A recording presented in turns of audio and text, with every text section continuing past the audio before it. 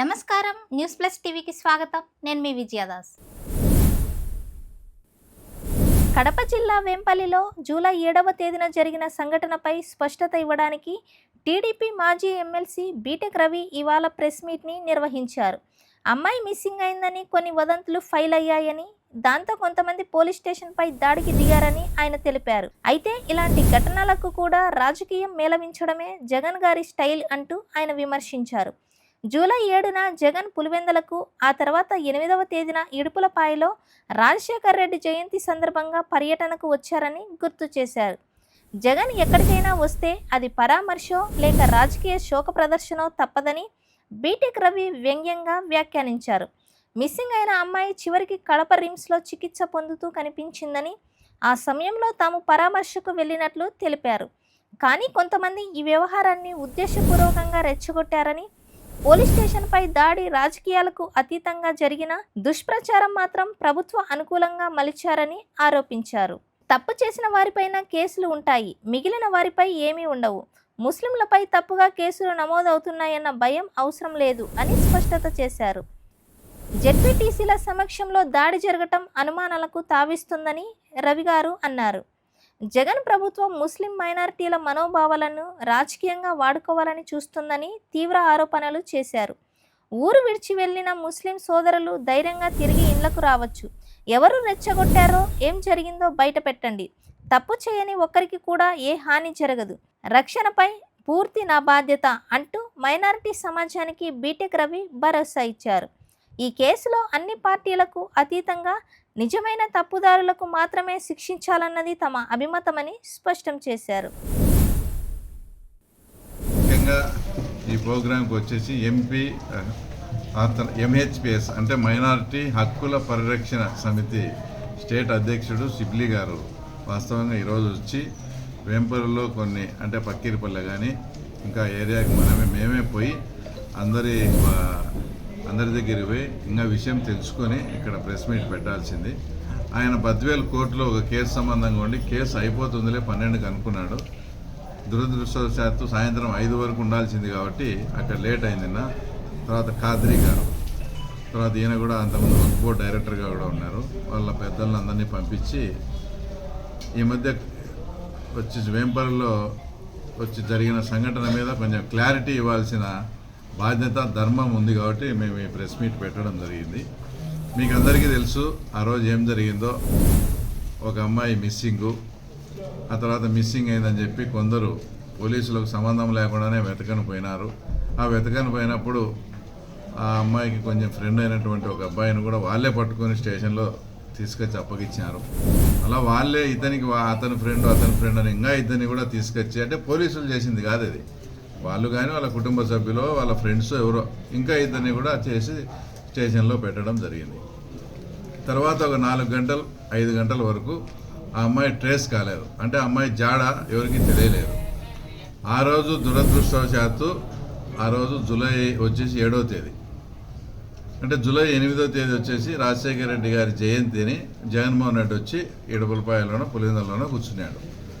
ఇంకా మన జగన్మోహన్ రెడ్డి వచ్చే ఎక్కడైనా కానీ శవము పరామర్శ ఈ రాజకీయం కామన్గా ఉంటుంది కాబట్టి ఇక్కడ ఉండే వాళ్ళు ఒక ఎత్తుగడ వేసి, అంటే ఇంకా వాళ్ళ దృష్టిలో ఏమైందంటే ఒక 4 గంటలు అమ్మాయి మిస్సింగ్ అంటానే ఏదేదో ఊహించుకొని ఖచ్చితంగా అమ్మాయిని చంపేసింటారు 100%. చంపినప్పుడు దాని కుటుంబ సభ్యుల బాధ ఒకవైపు, మా అమ్మాయి కనపడలేదని, ఒక నిజంగా ఇంకా 4-5 గంటలు అడవిలో అమ్మాయి కనపరాలేదంటానే ఆటోమేటిక్గా అమ్మాయిని చంపేస్తుంటారని ఒక పుకారు పుట్టించి దాన్ని ఏ రకంగా క్యాచ్ చేసుకోవాలా అని చెప్పేసి మొత్తం ఆ అమ్మాయిని చంపేసినారు. వీళ్ళే ఉన్నారు. తర్వాత వీళ్ళను మీరు అవకాశం ఇచ్చి మేము చంపుతామని స్టేషన్ కాడికి అందరినీ గుంపు చేయడం స్టార్ట్ చేశాం. ఆ రోజు నేను సిఐ గారితో కూడా మాట్లాడినాను. 8-9 కూడా ఇబ్బంది లేదు సార్, కంట్రోలింగ్గానే ఉంది సిస్టమ్ అని చెప్పారు. ఏమన్నా మా అవసరం ఏమైనా ఉందా, ఏమన్నా అంటే ఏం లేదు sir, everything is our control అని కూడా చెప్పినారు. అలాంటిది సడన్గా ఒక అర్ధగంట 45 మినిట్స్కు అంతా గ్యాదరింగ్ అయిపోయి మొత్తం జనాన్ని పోగు చేసి మన అమ్మాయిని చంపేసినారు వాళ్ళు, అది ఇదని అందరినీ కావాలని రెచ్చగొట్టి, మీరు వీడియోలు కూడా చూడండి. ముందర పోలీస్ డౌన్ అని మాట్లాడిన వాళ్ళు వ్యక్తులు ఉన్నారు, పూలకుండీలు పాల్గొట్టిన వాళ్ళు ఉన్నారు, అద్దాలు పాల్గొట్టిన వాళ్ళు ఉన్నారు, అన్నీ చేశాం. ఈ గ్యాప్లో సిఐ గారికి ఫోన్ వచ్చింది, ఆ అమ్మాయి పలానా చోట కనపడిందని. అప్పుడు డిఎస్పీ కానీ సిఐ కానీ హుటాహుటిన ఆ అమ్మాయిని ట్రేస్ చేసేదానికి హడావుడిగా వెళ్ళిపోయినారు. ఆ వెళ్ళిపోయినప్పుడు ఆ గ్యాప్లో ఈ కుండీలు పాల్గొట్టడము, అద్దాలు పాల్గొట్టడము, వాళ్ళని మాకు అప్పగించండి, వాళ్ళని అది చేస్తాం ఇది చేస్తామని.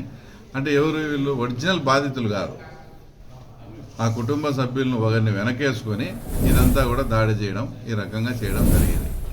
అయిపోయిన తర్వాత మేము క్లియర్గా అవతల రోజే మాకు విషయం తెలిసి, మా ఇన్ఛార్జ్ మంత్రి గారు కూడా ఉన్నారు, విషయం తెలిసి నేనే రిమ్స్కి పోయి వాళ్ళని పరామర్శించి ఏం జరిగిందని కూడా కనుక్కొని మీ కుటుంబానికి కూడా అండగా ఉంటామని వాళ్ళని పరామర్శించి ఆ రకంగా చేస్తే, ఇక్కడ పోలీసులు ఆ రోజు నిజంగా ఈరోజు ఏదైతే ఆరోపిస్తున్నారో, అంటే ఏదో వైఎస్ఆర్సీపీ వాళ్ళను తర్వాత మైనారిటీ వర్గాలను చాలా ఇబ్బంది పెడతారని ఒక దుష్ప్రచారం, ఒక పుకారు పడిచారు. వాస్తవంగా ఆ రోజు ఉండి మా షబీర్ అయితేనేమి, తర్వాత మా తెలంగాణ వాళ్ళ బామర్ది అబ్దుల్ కానీ ఇంకోతను ఎవరైతే అమ్మాయి ఉందో ఆ లాడన్ అనే అతను కూడా మా పార్టీకి చాలా, ఇప్పుడు లాడన్ కేసులో ఉన్నాడు. అబ్దుల్ ఆడ విడిపించిన దానికి పోయిన దానికి కూడా అతని దాంట్లో ఉన్నాడు కాబట్టి పేరు రాసినారు. వీళ్ళంతా కూడా రాత్రి 10 వరకు ఉండి సర్దొచ్చినలే. ఘటన అనేది 10:30కు జరిగింది. అంటే నేననేది మాకెంతో ముఖ్యమైన వ్యక్తులను కూడా ఆడ కేసులో పెట్టడం ఇదంతా జరిగింది. అంటే నేను ఎందుకు చెప్తున్నాను ఇదంటే, అక్కడ వాళ్ళు తెలుగుదేశం అని కానీ వైఎస్ఆర్ అని కానీ ముస్లిం అని కానీ చూడలేదు. ఎవరు స్టేషన్ మీదకి వచ్చారో ఆ టైంలో ఎవరు ఉన్నారో వీడియోలు తీసి పెట్టుకొని ఉన్నారు, అంతే తప్ప దీని ఒక పెద్ద ప్రచారం. మొన్న మీరు కూడా చూశారు, పేర్ని నాని గారు ఏం మాట్లాడారు, లోకేష్ మీద ప్రచారం చేయండి, ఇట్లా చేయండి, ఒక కుట్ర అంతా కూడా ఆయన ఫోన్లో మాట్లాడేదంతా బయటకు వచ్చింది. అదే టైపు కుట్ర జగన్ సొంత కాన్స్టిట్యున్సీ జగన్మోహన్ రెడ్డి నా మీద 2-3 మామూలు కేసులు ఉంటేనే నాకే పాస్పోర్ట్ రాలే. వేంపల్లిలో ఉండే ముస్లిం యువకులంతా భవిష్యత్తులో కువైట్కు సౌదీకి ఎక్కడ పోయేటోళ్ళు, వాళ్ళందరికీ పాస్పోర్ట్ రాకుండా ఇప్పుడు అందరినీ ఇబ్బంది పెట్టే పరిస్థితికి ఈరోజు వాళ్ళంతా కూడా తీసుకురావడం జరిగింది. నేను ఇంకోటి కూడా చెప్తానా, వేంపల్లిలో ఉండే ఎవరైతే ఇప్పుడు అందరూ వీళ్ళకి రిక్వెస్ట్ కూడా ఏంటంటే, చాలామంది ఇప్పుడు వేంపల్లిలో లేకుండా ఊరు ఇడిచి వెళ్ళిపోయినారు, పోలీసు వాళ్ళు వస్తారని భయపడని. నేను ఈ పత్రికాముఖంగా చెప్తాను, మా ఎస్పీ గారికి కూడా ఒక రిప్రజెంటేషన్ ఇచ్చి చెప్తాను. అన్యాయంగా ఒక్క ముస్లిం మైనార్టీకి చెందిన ఒక అబ్బాయి కూడా ఈ కేసులో ఇరుక్కుంటే మాత్రం మేము సహించము. అది జరగని పని. ఎవరైతే నిజంగా ఆ రోజు నినాదాలు చేసి పోలీస్ డౌన్ అన్నారో, ఎవరైతే అద్దాలు బాలగొట్టి డిస్టర్బెన్స్ చేసినారో, ఎవరైతే ఈ స్కెచ్లు అంతా గీసి దీనికి ఇదంతా ఇప్పుడు ముస్లిం మైనార్టీకి సంబంధించిన వాళ్ళు చనిపోయినారు, జరుగుతుంది. అక్కడికి ప్రజాప్రతినిధులుగా ఉండే మాజీ జెడ్పీటీసీలు ఇద్దరు రావడం ఏం పనిది? వచ్చినో లేదని ఉంటే పెద్ద మంచి తరగా సర్దాలా చేయాలా. వాళ్ళ సమక్షంలోనే దాడి జరగడం అంటే ఇది ఎక్కడికి పోతుంది? అంటే జగన్మోహన్ రెడ్డి వస్తాడు ఎంతసేపునే దీన్ని ఒక సింపతి గ్రౌండ్గా చూపించి రాష్ట్రంలో శాంతి భద్రతలు ప్లస్ ముస్లిం మైనార్టీల మనోభావాలు దెబ్బతినే విధంగా చిత్రీకరించాలని చేసిన విశ్వ ప్రయత్నంలో భాగమే ఇది. కాబట్టి నేను అందరికీ దయచేసి ఈరోజు మా డిఎస్పీ గారితో కానీ వాళ్ళతో మాట్లాడతాము, వాళ్ళ ఇంట్లో పక్కీరిపల్లె వాళ్ళ లేడీస్తో కూడా మాట్లాడతాము, అందరినీ కూడా రమ్మని చెప్తాము. ఎవరు ఏం దానికి భయపడాల్సిన పని లేదు.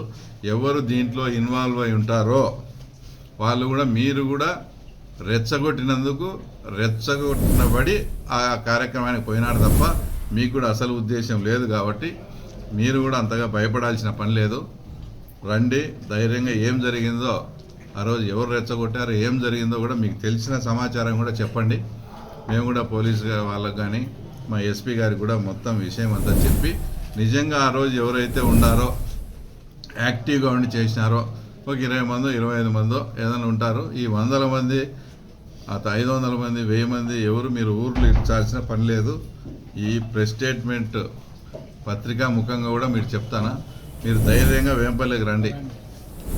మా పోలీసు వాళ్ళకి కానీ ఎస్పీ గారికి కానీ చెప్పి మీకు సంబంధం లేకుంటే మిమ్మల్ని రక్షించే బాధ్యత మొత్తం మా టీం అంతా కూడా మేము తీసుకుంటాం. ఎందుకంటే మేమేం ఎక్కడో అడవుల్లోనూ ఇంకో చోట లేము, మేము కూడా వేంపల్లిలో ఉన్నాం.